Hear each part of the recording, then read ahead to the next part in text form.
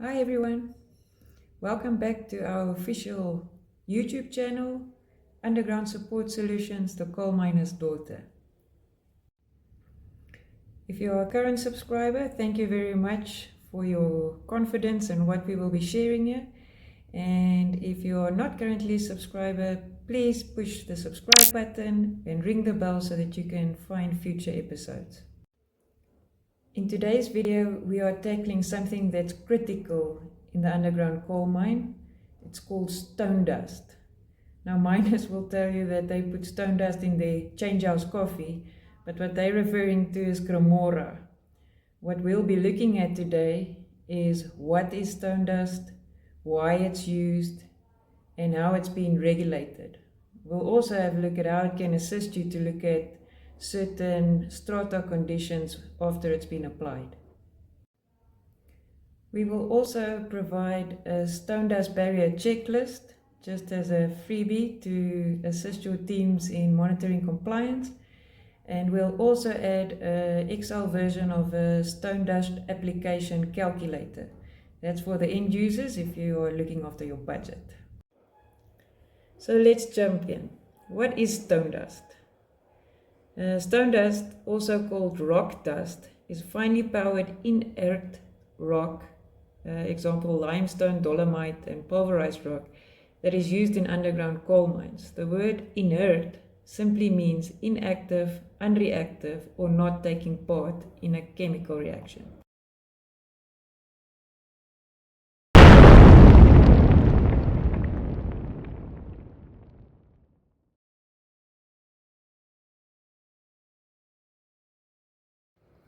Its primary function is to smother or suffocate the fire risk, acting as a heat sink. In the event of a coal dust explosion, stone dust helps to prevent flame and explosion spreading through an area by absorbing heat and interrupting the chain reaction. But wait, before we go on, we've got to have a look at history. The possible contribution of coal dust to underground coal mine explosions has been known for nearly 2 centuries. That's 200 years.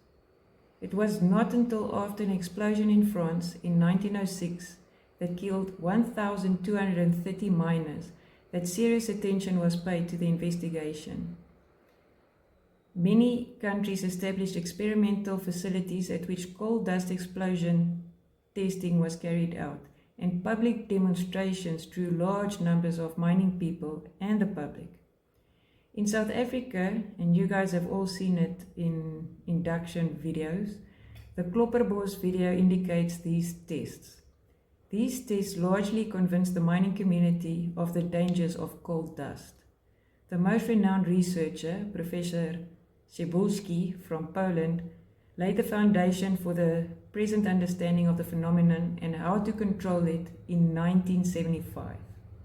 Almost the same time the coal miner's daughter was born. It was not until 1998, that the role of coal dust as a fuel in underground mine explosions was legally established in South Africa, following a 5-year inquest into the explosion in May of 1993 at the Middelburg mine. Now let's look at the anatomy of a coal dust explosion. And I'm going to explain it to you like a weather report. Think of coal dust hazard as a severe weather system. First, fine coal dust suspended in the air, that is your fuel cloud. Second, the pressure, tight spaces and tunnels trap the cloud, like a valley that traps a storm. Third, the winds. Air movement spreads the cloud across the roadways. Finally, the lightning. Any sudden spark can set off a rapid chain reaction. When those pieces line up, you don't just get a small flare, you get a violent, fast-moving blast. Good news is, we have a built-in umbrella. Stone dust is spread along the roadways like a protective blanket. When coal dust is distributed, this coal dust mixes with it, diluting the fuel and smothering the fire before it can spread. With regular application and checks, the storm risk is turned into a light drizzle, no explosion. Let's just go through one last interesting fact. So coal dust comes in different particle sizes. Okay, the lesser the particle size, the longer it takes to fall to the ground. So the finer it is, like 1 micron, it'll take 8 hours to fall 1 meter. 5 micron, 20 minutes to fall 1 meter. 100 micron will take 4 seconds, and 500 microns very short. So just to put 1 micron particle into perspective, that's smaller than what the naked eye can see. Our eyes can usually only see down to roughly about 40 micron under ideal lighting conditions. To put it into further perspective, the micron of a hair is between 50 and 100. So stone dust is also of a very low micron, and that was engineered that way to assist in being the heat sink. So what was this all about? Underground, very important, look at your stone dust sampling. There are certain standards that must be met, and that can stop explosion spreading. Very, very crucial. Have a look and make sure on a regular basis that your stone dust barriers are correctly installed, all of the bags are there, and the kilograms per square meter is what it's supposed to be.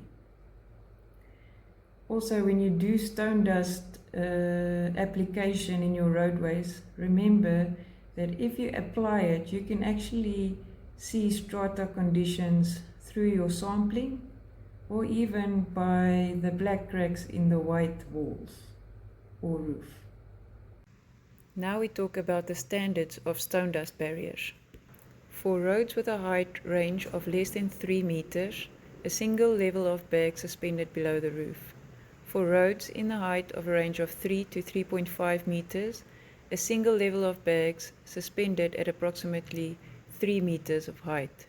Distance to the roof not nearer than 0.5 meters, and distance to the sidewall from the outer bags not nearer than 0.5 and not further than 1 meter. For roads in the height range of 3.5 to 4.5 meter, a double level of bags suspended at approximately 3 to 4 meters above the floor level. Distance to the roof not nearer than 0.5. Distance to the sidewall from the outer bag not nearer than 0.5 and not further than 1 meter. For roads in the height range of more than 4.5 meter or less than 6 meter, a triple level of bags suspended at approximately 3, 4 or 5 meters. Distance to the roof not nearer than 0.5. Distance to the sidewall from the outer bags not nearer than 0.5 and not further than 1 meter. There is not a fixed or universal number of rows per sub-barrier in the regulations themselves. Instead, it requires that barriers must be designed to ensure sufficient coverage of road cross-section to arrest an explosion. Based on this calculation sheet, you can see that it differs between the differences in breadth and height. Thus, you must consult your mine's COP and SOP to ensure that you are working to the correct requirements.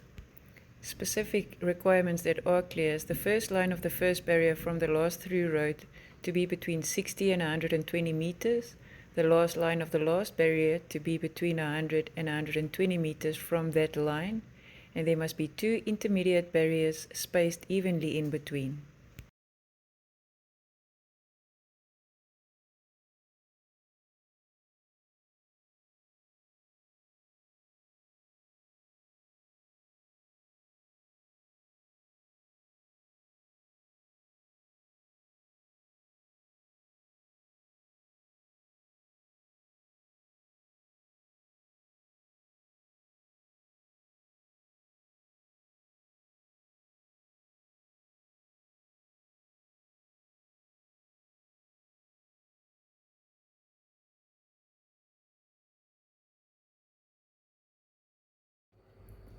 Well, that's it for the first episode. Don't want to make them too long. Know that the night shift people would not like to have a look at long videos. So I hope that helped you. If you did like it, please like and subscribe. And if you've got any topics that you'd like us to have a look at in the future, please put it in the comments, we'll have a look. Remember, after you've watched the video, you can go down below, there'll be a link for the documents that was mentioned earlier. I hope you have a safe time until we meet again.